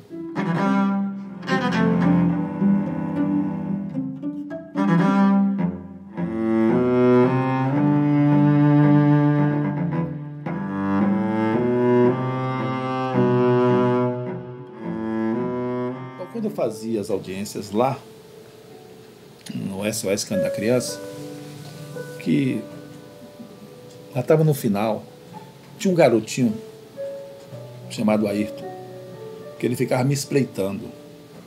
E ele veio de um lugarzinho perto aqui, Tremendal, já com 7 anos. Já uma idade difícil para se adotar. Sim. E ele tinha diabetes, tomava insulina.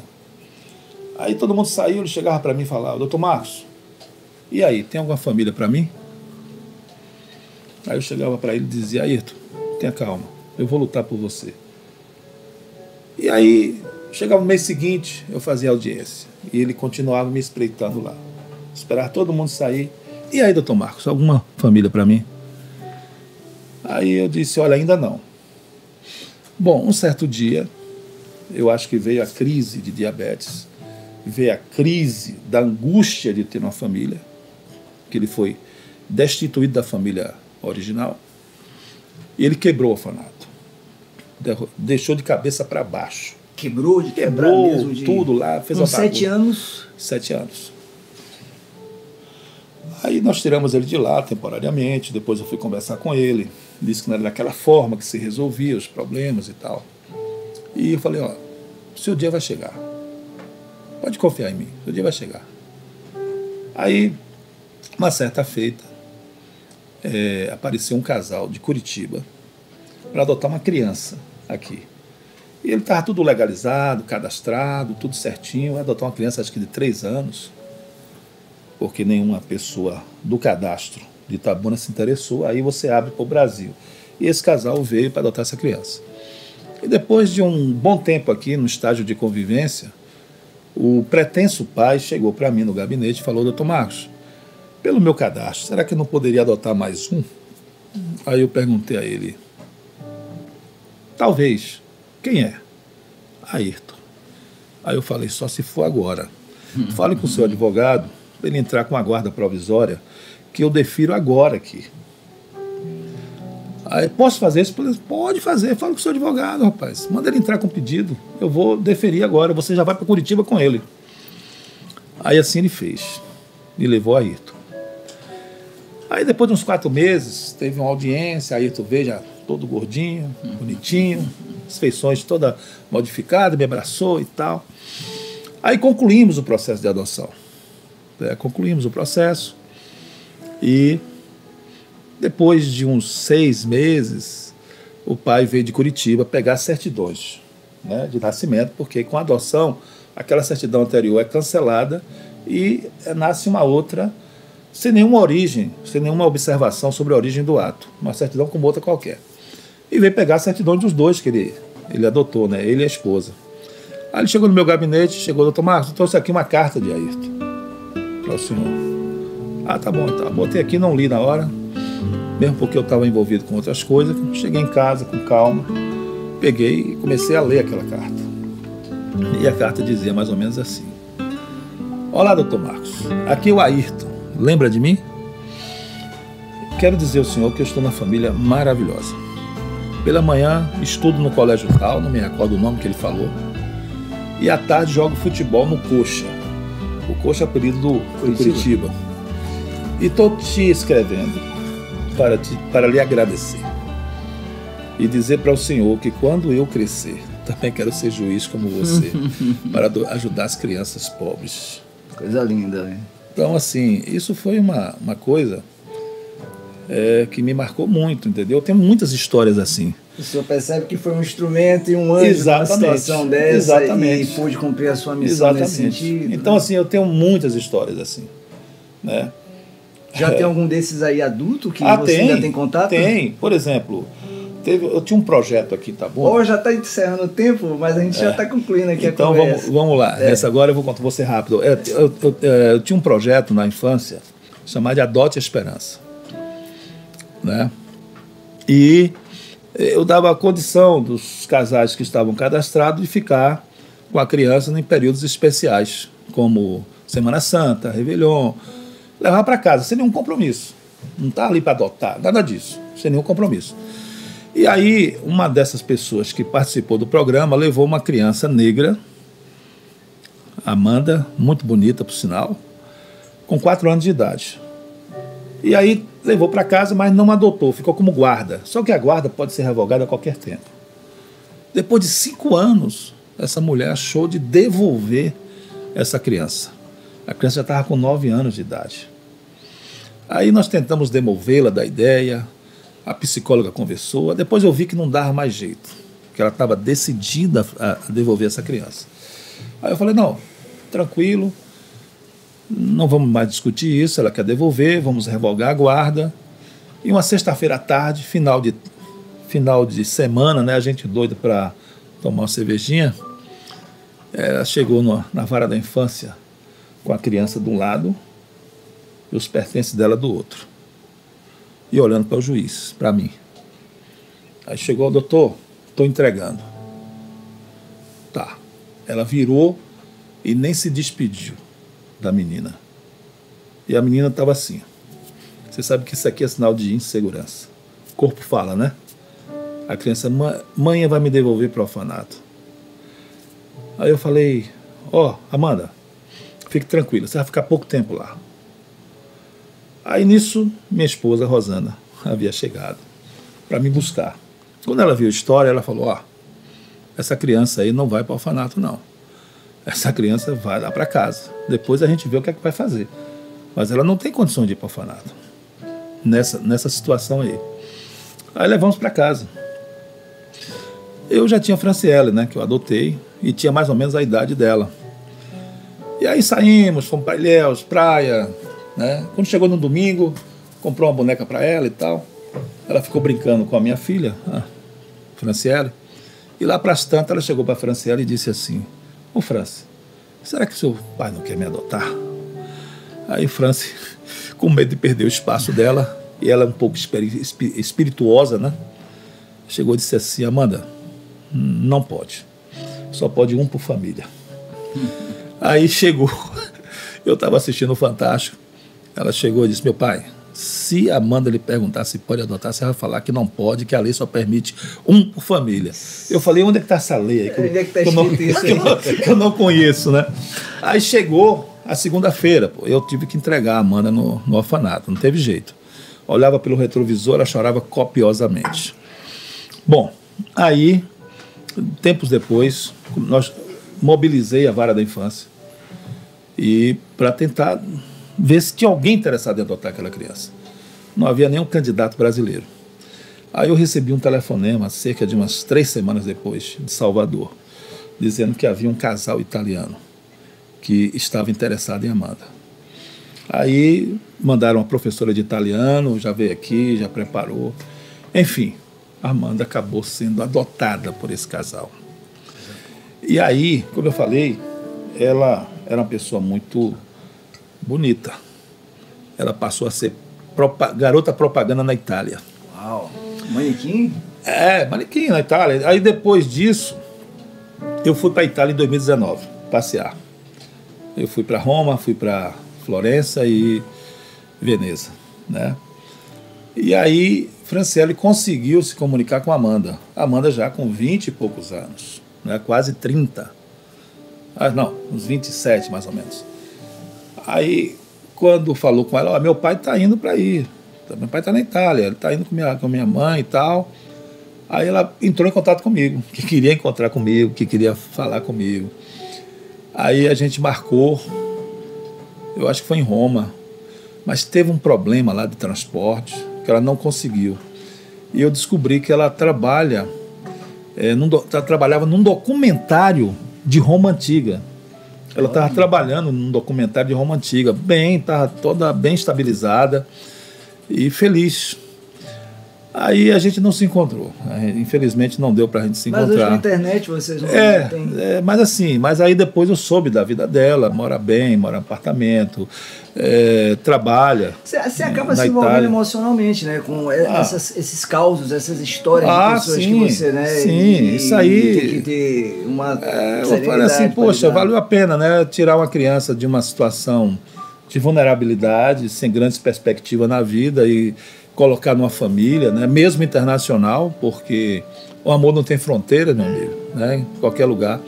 Então, assim, foi a vara a vara da infância que me realizou como magistrado. É uma missão, né? E você vê isso como algo que você... As pessoas pensavam até que eu iria para Salvador ser desembargador, né? E até mesmo os colegas de Salvador achavam isso. Mas eu disse não. Existe vida fora do judiciário. É outro passo da renovação, né? Ah, com certeza. Futebol, agora... eu também tenho outros gostos também, né? Eu gosto da literatura. Não sei se vocês sabem, mas em 2011... São 5 livros, doutor. E nós fundamos aqui a Academia de Letras de Itabuna. Eu fui um dos fundadores, junto com Ciro de Matos, com Rui Povas. Qual o nome da sua cadeira lá? Minha cadeira é número 01, de Rui Barbosa. Olha. Inclusive, eu estou lançando agora um livro sobre Rui Barbosa. Eu acredito que deva sair aí até o final do ano, né? Eu fiz um trabalho de pesquisa sobre Rui Barbosa. Juiz, literatura, tá vendo? Não, a literatura, eu adoro a literatura. Como é que é plantar uma árvore, família, filho e o que mais? É uma tríade aí, né? E um livro, né? Um livro? Você já fez tudo isso, né? Já fiz. A gente teria que ter mais umas 3 horas, porque ele tem muita história para contar. Ele chegou aqui dizendo que tinha pouca coisa, né? Querido, gratidão. Ilustríssimo. Eu que agradeço. Assim, para nós é uma honra poder saber, assim, o objetivo da Assur é esse, é identificar o valor das pessoas, amplificar, né, e marcar o valor das pessoas, porque as pessoas conhecem as outras, a capa, a superfície, não sabe quem é o ser humano. Então a gente está aqui para isso, né, para poder trazer e aprender com as pessoas.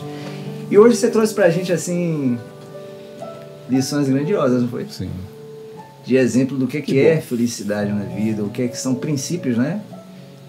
E um norte pra gente, né? Porque ser juiz é isso, né? É ser juiz de si mesmo, né? Ter um norte para a própria vida e poder ser um farol para as pessoas. Gratidão.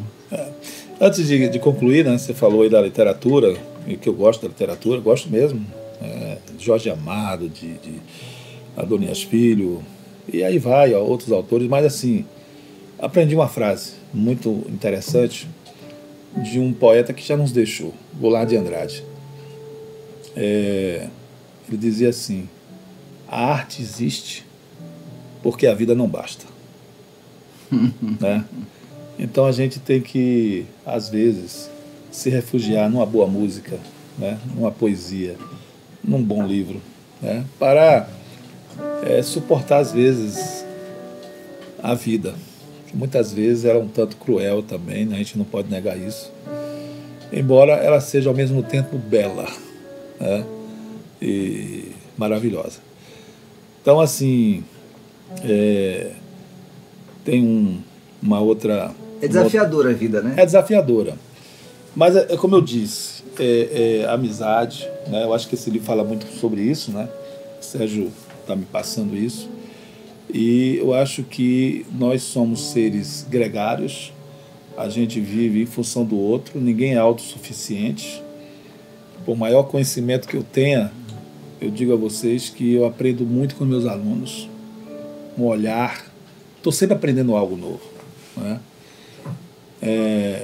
Mas o mais importante, assim, a coisa mais importante que eu acho, eu vi uma frase muito forte de Saint-Exupéry no seu livro Terra dos Homens. Não foi nem no Pequeno Príncipe, né? Que é muito bom também, mas Terra dos Homens eu vi uma frase dele muito interessante, que ele diz assim: as pessoas que passam por nós não vão sós, elas deixa um pouco de si, leva um pouco de nós. É isso aí. Eu acho isso maravilhoso. Fantástico, né? Eu acho que isso resume amizade, eu acho que isso resume convivência, isso resume o ser humano. Né? Nós dependemos um dos outros, né? Nós vivemos em função do outro. Então, felicidade é você fazer o outro feliz. É preciso saber viver. É preciso saber viver. É preciso saber viver. É preciso saber viver. Saber viver.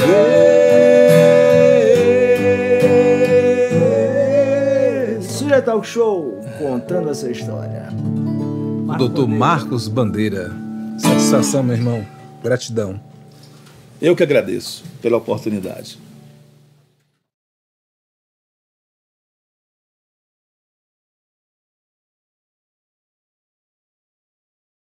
É aquela coisa, eu não me considero velho, eu me considero idoso, né? Diz que velhice é desinteresse por ideias novas, então estou procurando sempre aprender alguma coisa.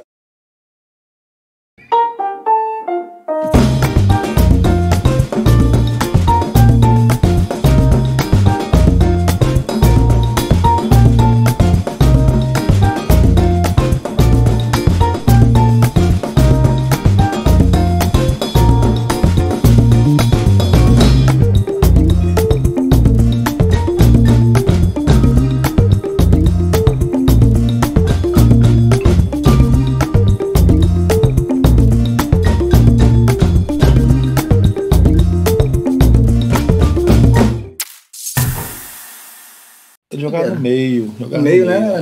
Ele foi, inclusive, jogador do Fluminense também, né? Foi, né? E Osni? Osni fez história, né? No Bahia, no Vitória.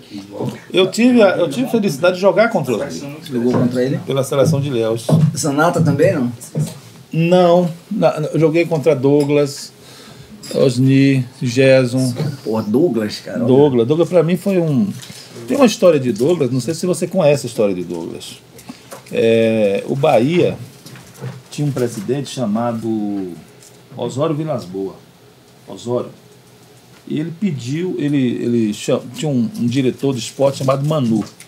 Aí ele mandou Manu ir a São Paulo para ver se conseguia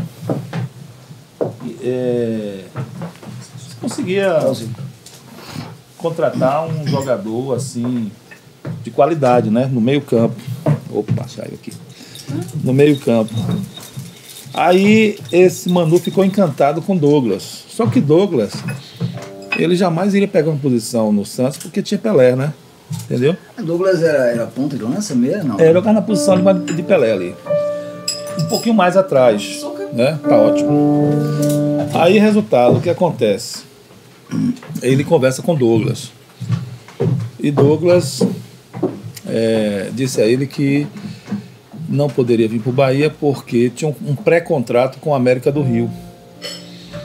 Inclusive o presidente do América, ele estava na Europa e ele estava aguardando ele chegar da Europa para assinar o contrato. Ele e mais, parece que 3 jogadores do América. Aí o Manu chegava, tentava dissuadi-lo e dizer, você tem que ir para a Bahia, porque na Bahia você vai ser o ídolo, vai ser o jogador, né? E no Rio, você vai jogar no 5º time do Rio, que é o América. Você tem o Flamengo, o Fluminense, o Botafogo, o Vasco. Carioca, Não, é paulista. Paulista, né? Aí fez esse trabalho, né, de convencimento com ele e tal. Quando chegou no dia, ele não embarcou para o Rio e foi para Salvador. Quando ele chegou no aeroporto em Salvador, abraçado pela torcida do Bahia, pelos dirigentes, ele recebe a notícia que o avião que foi para o Rio de Janeiro, com os 3 jogadores, que ele também seria um deles, caiu e matou todo mundo. Aí ele saiu do aeroporto e foi para a Igreja do Bonfim. E você vê que ele jogava sempre com a fitinha aqui. Sim. E ali foi o seguinte, ele fez uma promessa de não sair do Bahia. E ele ficou até o final no Bahia. porque ele disse que o Bahia salvou a vida dele. História, que história, né? Não tem ideia, né, cara?